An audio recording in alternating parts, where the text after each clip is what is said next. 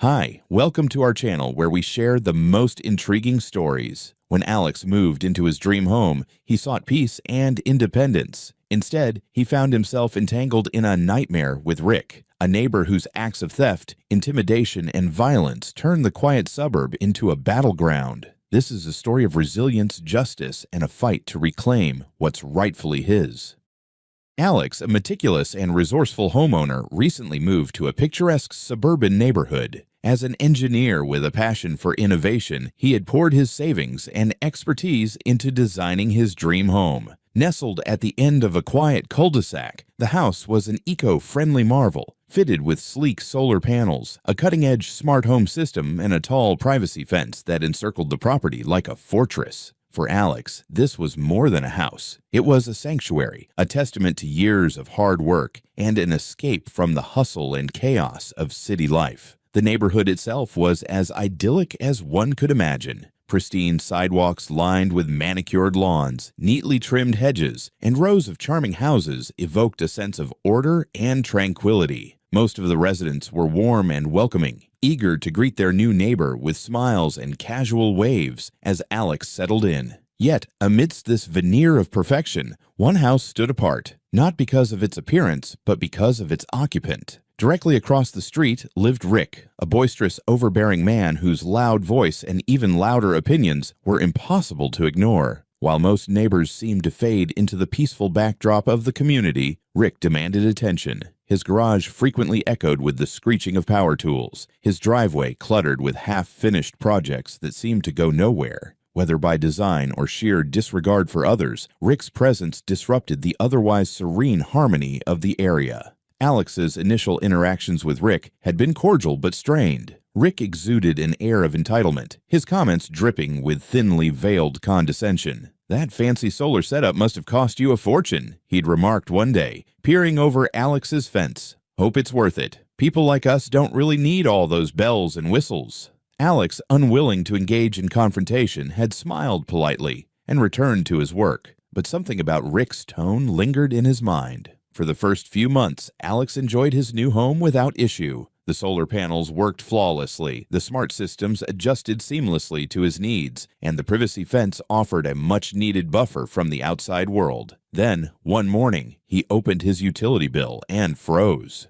The numbers didn't make sense. His electricity costs had nearly doubled compared to the previous month. Puzzled, Alex conducted a meticulous audit of his systems. Everything appeared to be functioning as expected. The solar panels were generating power and the smart home devices were operating efficiently. Yet, the inexplicable increase in usage persisted. Determined to uncover the cause, Alex began inspecting every inch of his property. It was during this inspection that he noticed something unusual. Near the corner of his lot, partially obscured by a patch of ivy, was a cable he hadn't installed. It snaked along the edge of his fence and disappeared into the ground, leading directly toward Rick's garage. The realization hit Alex like a punch to the gut. Someone, most likely Rick, had tapped into his power supply. Anger simmered beneath Alex's usually calm demeanor as he crouched to examine the cable more closely. This wasn't an accident. It was deliberate theft. With steady hands, he photographed the setup from multiple angles, ensuring he captured every detail. The evidence would be crucial if this turned into a legal battle. Taking no chances, Alex disconnected the cable, sealing the end securely to prevent further tampering. As he stood there, the sun casting long shadows across his meticulously maintained yard, Alex felt a surge of resolve. He wouldn't let this violation go unanswered. What had begun as an idyllic chapter in his life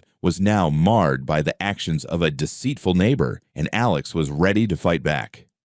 Determined to confront the issue head-on, Alex marched across the street to Rick's house the following afternoon. The sun hung low, casting long shadows over the pristine lawns of the neighborhood. Alex's heart pounded as he approached the garage, where Rick was tinkering with some unknown project. A grin spread across Rick's face as Alex called out, though it was a grin laced with smugness rather than friendliness. "Rick," Alex began, holding up his phone with a picture of the illegal cable.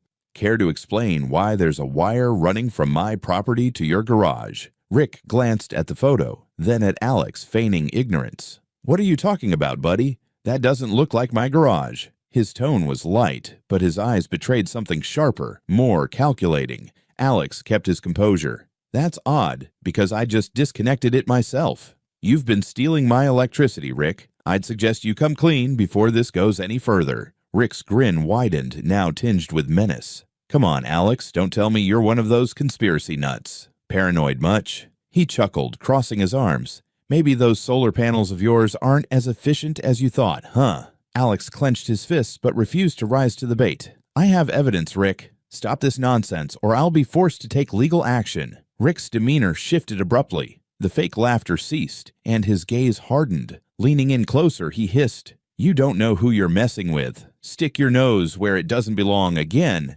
and you'll regret it." Taken aback by the thinly veiled threat, Alex turned and walked away. As he crossed the street, he couldn't shake the uneasy feeling that this wasn't over. The next morning, Alex awoke to an unwelcome sight. His previously pristine white fence was defaced with streaks of red paint, crude splatters dripping ominously onto the ground. Worse, a note was tacked to his front door, written in jagged, hurried script. "Keep your mouth shut or else." Anger coursed through Alex as he ripped the note from the door. He had expected pushback, but this blatant act of vandalism crossed a line. That afternoon, he installed security cameras around his property, carefully positioning them to monitor every vulnerable spot. Days passed without incident, but Alex's vigilance didn't waver. Then, one night, his cameras captured something chilling. At around 2 a.m., Rick emerged from his garage, a flashlight in hand. He crept toward Alex's fence, carrying what appeared to be tools. Alex watched in disbelief as Rick dismantled a section of the newly repaired fence and reconnected a different cable, rerouting it to his property once again. Alex immediately called the police, his heart racing as he relayed the events unfolding in real time. When the officers arrived, Rick was already back in his house, pretending to be asleep. Confronted with Alex's accusations, Rick played the role of the victim to perfection. "This is ridiculous," Rick said, shaking his head in mock disbelief. "He's making this all up, probably staged the whole thing to get attention. You know, some people can't handle a neighbor who's a little more successful." The officers remained impartial, promising to review the footage Alex had provided. Still, the smirk Rick shot Alex as the police left hinted that this wasn't a man who feared consequences. If anything, it seemed to embolden him. Alex returned to his house, frustration gnawing at him. The battle was no longer just about stolen electricity. It had become a war of control and defiance. Rick wasn't going to back down, and Alex realized he needed to be prepared for whatever came next. Rick was not the type to admit defeat. After Alex's decisive actions to expose his electricity theft, Rick escalated the conflict in ways Alex hadn't anticipated. Days after the police visit, Alex received an official letter that left him stunned. Rick was suing him. The claim was as audacious as it was infuriating. Rick alleged that Alex's disconnection of the illegal cable had caused damage to his appliances and resulted in emotional distress. He further accused Alex of violating his rights by tampering with his property. The lawsuit was not just a nuisance. It was a strategic ploy designed to drain Alex's resources and paint him as the antagonist. At the same time, Rick embarked on a campaign to undermine Alex's reputation within the neighborhood. Rumors began to spread, fueled by Rick's whispered conversations with other residents during morning jogs and evening walks. He painted Alex as a paranoid and combative neighbor who couldn't mind his own business and created problems where none existed. Overheard conversations often included phrases like, "It's a shame, he seemed like a nice guy at first," and "he's probably just looking for attention." Alex noticed the shift in how his neighbors treated him. Friendly waves became hesitant nods and casual chats grew curt. The isolation stung, but Alex knew Rick's lies wouldn't hold up against the truth. A week later, Rick's schemes took a darker turn. One morning, as Alex prepared to leave for work, he found his car sitting unevenly in the driveway. Upon closer inspection, he discovered that all 4 tires had been slashed. The cuts were deliberate, precise, and unmistakably malicious. Alex called the police to report the vandalism, but without direct evidence, there was little they could do beyond filing a report. Alex was furious but undeterred. He replaced the tires and redoubled his efforts to document Rick's behavior. He He reviewed his security footage meticulously, ensuring every interaction and incident was preserved. Then came the most brazen attack of all. It was a rainy Friday evening, and Alex was driving home from the grocery store. As he approached a busy intersection, Rick's black SUV appeared in his peripheral vision. It happened in an instant. Rick sped forward, ignoring the red light, and slammed into Alex's car. The impact was jarring, the sound of metal on metal ringing in Alex's ears as his vehicle spun to a stop. Dazed but uninjured, Alex climbed out of his car. Rick was already out of his SUV, his voice loud and indignant. "Look what you've done!" he shouted, pointing at his crumpled front bumper. "You weren't paying attention. You're going to pay for this." Bystanders gathered, their murmurs adding to the chaos. When the police arrived, Rick wasted no time spinning his version of events. "He ran the light," Rick insisted, gesturing wildly at Alex. "I tried to stop, but he just came barreling through." Alex, though shaken, didn't let Rick's theatrics rattle him. He calmly explained his perspective to the officers and directed them to his dash cam and home security footage, which captured his departure from the grocery store and his adherence to traffic laws. The turning point came later that evening when Alex reviewed the dash cam footage. The video clearly showed Rick lying in wait at a nearby side street, revving his engine before deliberately accelerating into Alex's car. This wasn't an accident. It was a calculated act of aggression. Armed with this damning evidence, Alex presented the footage to the police, along with additional clips from his home cameras that revealed Rick's earlier acts of sabotage. The cumulative effect was undeniable. Rick's pattern of malicious behavior was no longer a matter of Alex's word against his. It was incontrovertible proof. For the first time since the ordeal began, Alex felt the tide beginning to turn. Rick's sinister plan had unraveled, and Alex was ready to bring him to justice. The courtroom buzzed with tension as Alex and Rick took their places at the plaintiff and defendant tables. Rick entered with a theatrical air of confidence, dressed in a crisp suit and accompanied by an equally smug attorney. His demeanor was calm, almost condescending, as if he believed the outcome was already in his favor. When the proceedings began, Rick launched into his performance. He painted himself as a victim of Alex's vindictive actions, claiming the disconnected cable had caused severe damage to his home appliances and even alleging emotional distress for his family. "I've lived in this neighborhood for years," he said, looking around the courtroom with a practiced expression of anguish. "I've always been a good neighbor, but since Alex moved in, I've faced nothing but hostility and aggression."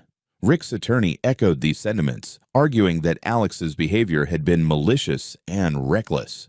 Their confidence was palpable, but Alex and his legal team remained composed, knowing they held a trump card. When it was Alex's turn to present his case, his attorney wasted no time dismantling Rick's facade. She methodically introduced a series of video clips that shattered Rick's claims. First came the footage of Rick reconnecting the illegal cable late at night, a flashlight clutched in his hand as he worked swiftly to avoid detection. Then came the dash cam video from the night of the car accident, showing Rick lying in wait before deliberately ramming into Alex's vehicle. The courtroom was silent as the videos played, the weight of the evidence undeniable. Alex's attorney followed up with witness testimonies from neighbors who had overheard Rick bragging about teaching Alex a lesson and using similar intimidation tactics in the past. As the prosecution unfolded, a troubling pattern of behavior emerged. Records revealed that Rick had a history of similar disputes with previous neighbors. In each case, he had exploited their hesitation to fight back, using threats and lawsuits to extort money or gain control. Alex wasn't the first target of Rick's schemes. He was simply the first to stand firm and collect irrefutable evidence. By the time Alex took the stand, the tide had decisively turned.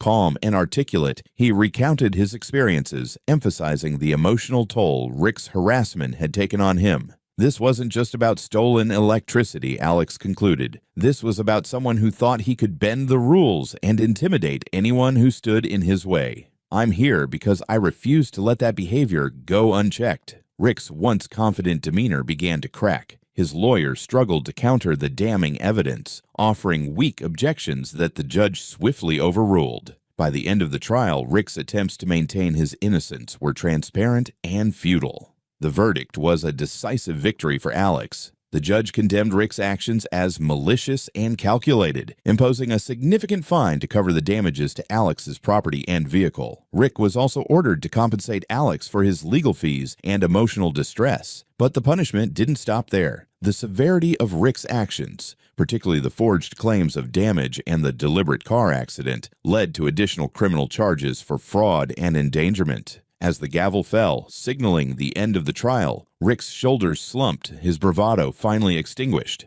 Alex, on the other hand, felt a profound sense of relief and vindication. Justice had been served, and Rick's reign of intimidation was over.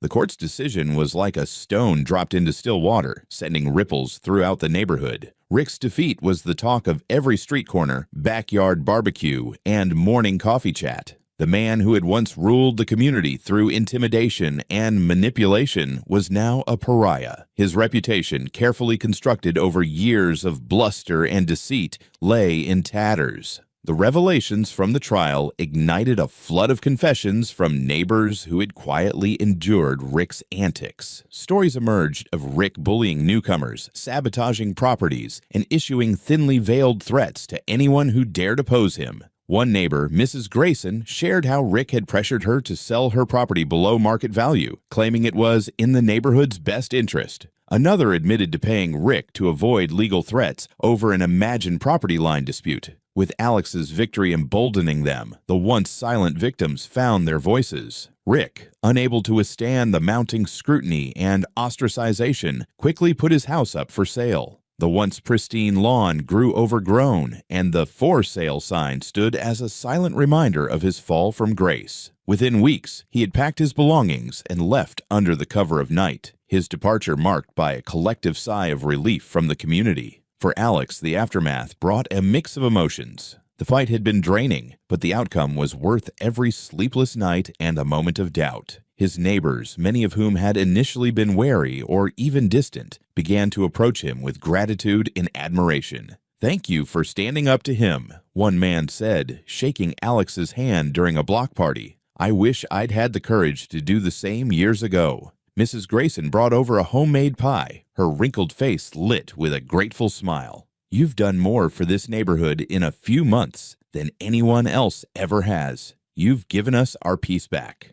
What surprised Alex most was the way his actions seemed to unify the community. Once fractured by Rick's divisive behavior, the neighbors started to come together, forging bonds that hadn't existed before. People who had previously avoided eye contact on the street were now exchanging friendly waves and stopping to chat. Block parties became more frequent. Children played freely in yards without fear of retaliation for a stray ball crossing the wrong boundary, and the neighborhood felt alive with a renewed sense of trust and camaraderie. Alex, though humbled by the attention, never saw himself as a hero. "I just wanted to protect what was mine," he often said when thanked. But his actions had gone beyond personal defense. They had set a precedent. He had shown that standing up to bullies, no matter how daunting the fight, could lead to meaningful change. Rick's departure marked the end of an era, and Alex's triumph became a defining moment for the neighborhood. Over time, the community continued to flourish, and Alex's house, once targeted and vandalized, became a symbol of resilience. The tall fence now stood not just as a barrier for privacy, but as a reminder that justice and integrity could thrive even in the face of adversity.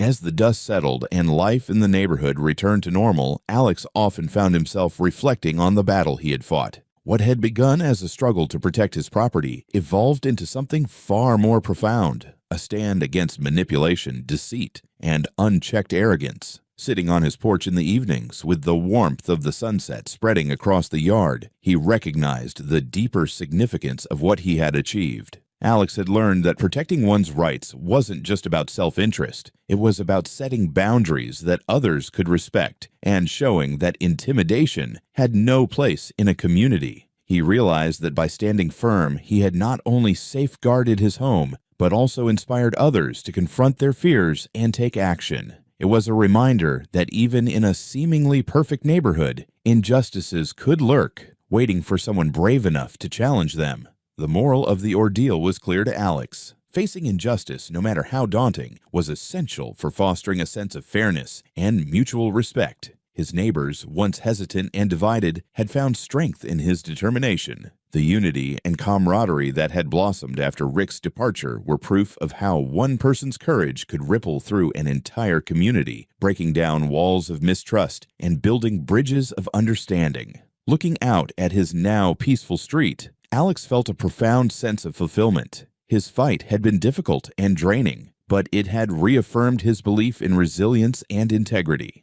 Sometimes, Alex thought, the right path isn't the easiest, but it's the one worth walking. In the end, Alex's journey wasn't just about defeating a single adversary. It was about showing that standing up for what's right, no matter the odds, could create lasting change. The neighborhood he called home was now stronger, friendlier, and more united than ever, a testament to the power of courage and justice.